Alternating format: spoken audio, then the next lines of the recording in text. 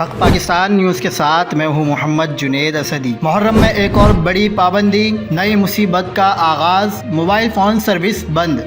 تازہ ترین ویڈیوز کے لیے چینل کو سبسکرائب کر کے بیل آئیکن اور آل نوٹیفیکیشن پر کلک کریں۔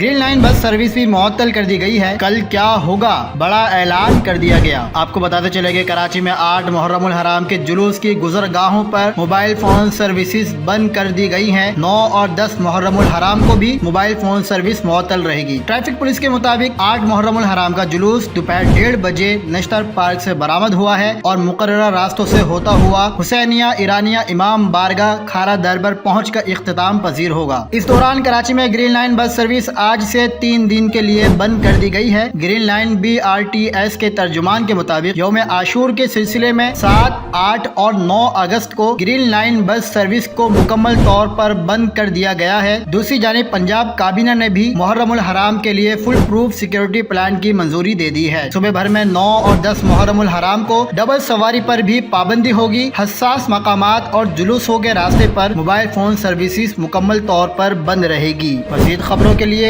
دیکھتے رہیے حق پاکستان نیوز۔